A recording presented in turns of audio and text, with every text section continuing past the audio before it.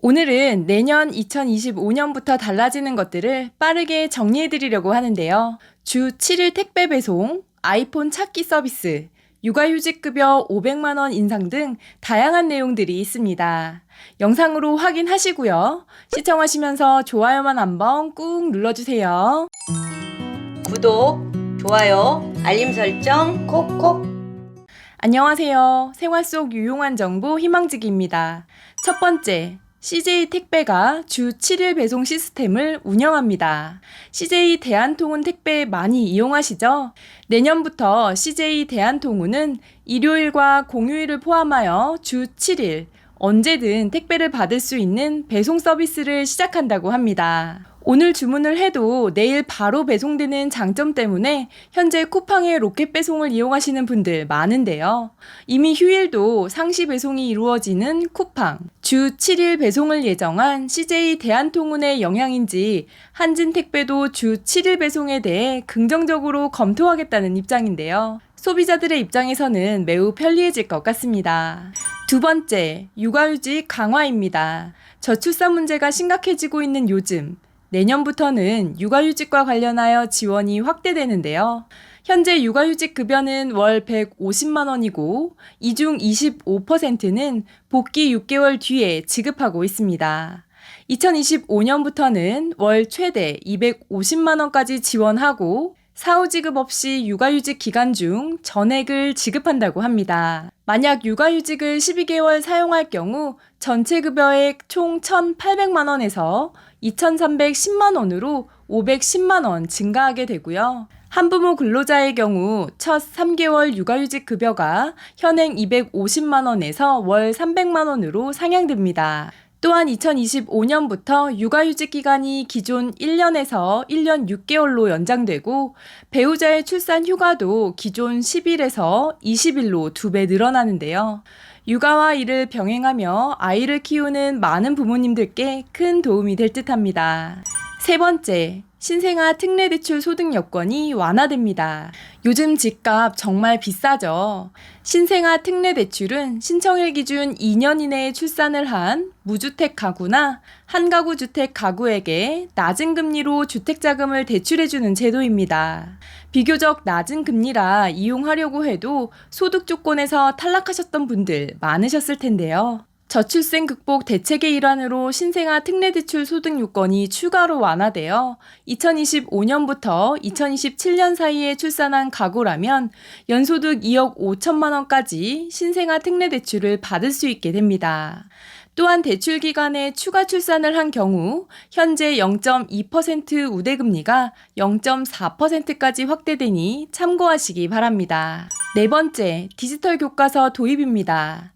학교 다니실 때 종이 교과서로 공부하셨을 텐데요. 내년부터는 초등학교 3학년, 4학년, 중학교 1학년, 고등학교 1학년 학생들의 경우 영어와 수학, 중학교, 고등학교에서는 정보 과목에서 AI 디지털 교과서가 도입됩니다. 학생들은 디지털 기기에서 제공되는 다양한 학습 자료로 개인별 맞춤 수업을 할 수 있다고 하는데요. 2027년부터 2028년까지 점진적으로 과목과 학년을 늘려가며 확대해 나간다고 합니다. 다섯 번째, 청소년 인스타 사용이 제한됩니다. 내년부터 청소년의 소셜미디어 사용에 대한 제한이 강화될 예정인데요. 특히 인스타그램에서는 미성년자들의 사용 시간과 노출 콘텐츠에 대한 규제를 강화합니다. 미성년자가 신규 계정을 개설할 경우 비공개 상태로 기본 설정되며 1시간 이상 지속 사용할 경우 경고를 포함한 알림을 추가한다고 합니다. 또한 사용 시간에 대한 제한뿐만 아니라 유해 콘텐츠에 대한 필터링도 강화한다고 하는데요. 요즘은 어린 학생들부터 스마트폰 사용이 보편화되어 있다 보니 자연스럽게 인스타, 틱톡, 페이스북 등의 SNS를 접하게 됩니다. 자기 정체성과 가치관이 완전하게 형성되지 않는 미성년자의 경우 SNS에서 접할 수 있는 선정성, 폭력적인 콘텐츠가 부정적인 영향을 주고 SNS 사용으로 인한 부작용과 역효과가 크기 때문에 이러한 조치를 내리는 것으로 생각됩니다. 이에 청소년 자유권을 침해한다는 지적과 함께 제한하는 것보다 올바른 SNS 사용법 등을 학교 의무교육으로 하는 것이 좋다는 의견도 있는데요. 여러분들의 생각은 어떠신가요? 댓글로 공유해 주시면 좋겠습니다. 6번째, 애플 나의 찾기 서비스가 도입됩니다. 애플사의 아이폰을 사용하시는 분들 많으시죠? 애플의 나의 찾기 서비스 파인드 마이란 아이폰, 아이패드, 애플워치, 에어팟 등을 잃어버렸을 때 쉽게 찾을 수 있도록 위치를 추적할 수 있는 서비스인데요.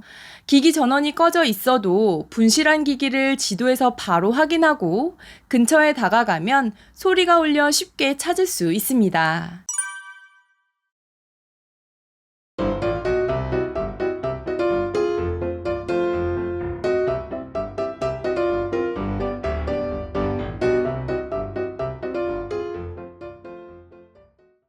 그동안 우리나라에서는 나의 찾기 서비스가 제대로 지원되지 않았었는데요.